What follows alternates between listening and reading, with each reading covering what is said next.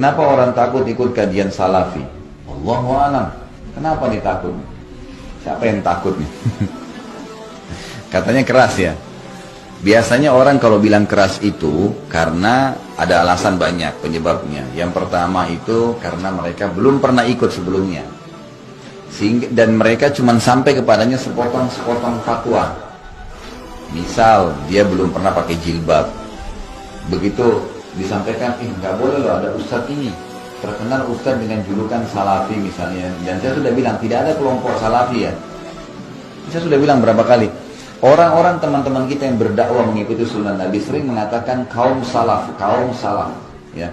Kaum salaf maksudnya orang-orang terdahulu nih. Jadi sahabat, tabi'in itu maksudnya, gitu kan? Tapi divonislah ini kelompok salafi. Biasanya teman-teman yang mengikuti sunnah Nabi ini kalau haram, halal, nggak ada toleransi. Memang begitu supaya jelas. Soalnya kalau kita masih toleransi, dibungkus-bungkus, dikemas, nanti orang masih setengah-setengah. Emang haram ya haram. Ustaz hukumnya riba gimana? Haram, nggak boleh.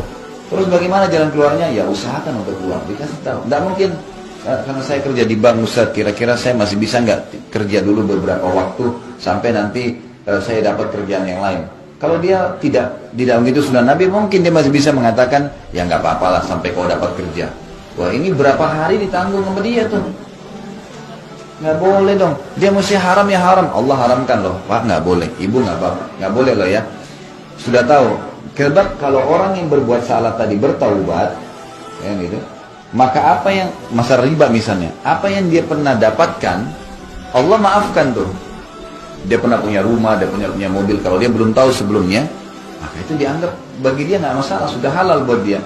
Sekarang dia berusaha keluar dari masalah dia. Tapi seorang mufti, seorang alim tidak boleh mengatakan, oh boleh nggak apa-apa. Nah ini boleh nggak apa-apa nih, jadi masalah. Nah ini poin pertama, penyebab pertama. Biasanya karena mereka belum menjalankan perintah agama, kemudian sampai kepada mereka fatwa, sesuatu yang sepotong saja berhubungan dengan pelanggaran yang dia lakukan. Masalah tidak pakai jilbab, oh itu berarti berdosa, nanti begini-begini. Dia cuma tangkap itu saja, dia tidak lihat globalnya, gitu kan. Jadi ini saran saya tentunya harusnya mereka hadir, mereka dengar. 1 kali pengajian, 2 kali pengajian, lihat materi yang berbeda. Maka mereka akan dapat jawabannya insya Allah. Gitu ya.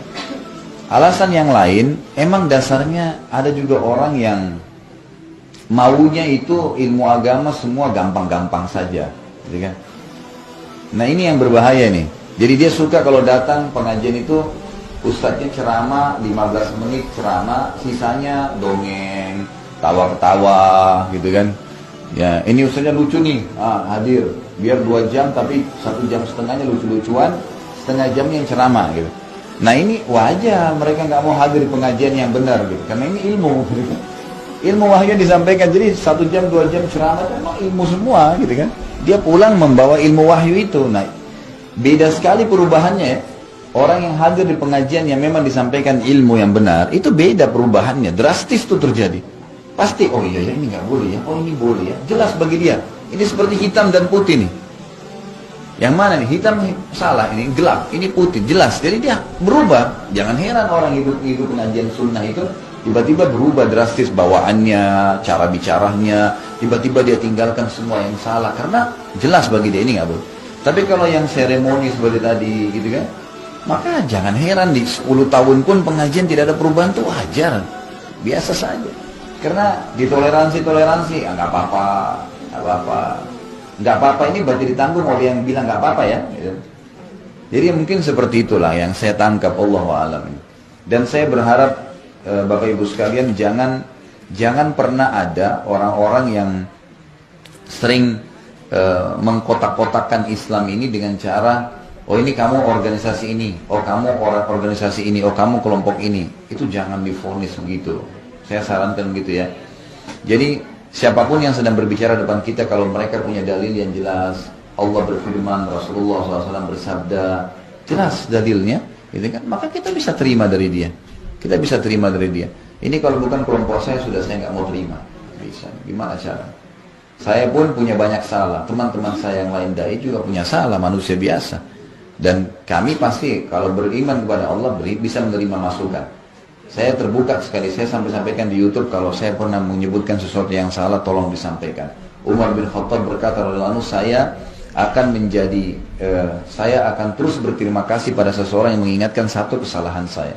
Ali bin Abi Thalib mengatakan, saya akan terus berkhidmah, membantu seseorang ya yang mengingatkan saya satu kesalahan saya.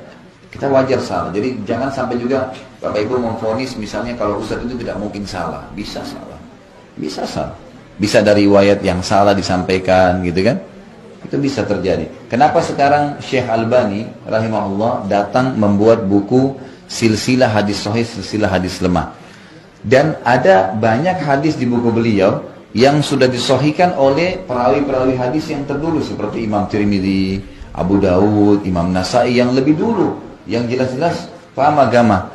Kok bisa beliau datang kemudian beliau mengambil, oh ini hadis ini lemah sebenarnya karena ditemukan jalurnya seperti ini. Oh hadis ini dilemahkan, oh ini hadis sahih karena ini dijalurkan begini.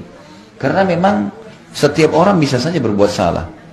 Bisa saja memang penulis buku itu awalnya memang salah atau malah penyusun yang sekarang salah. Allah memberikan kita akal fikiran untuk bisa menerima dalil-dalil yang ada.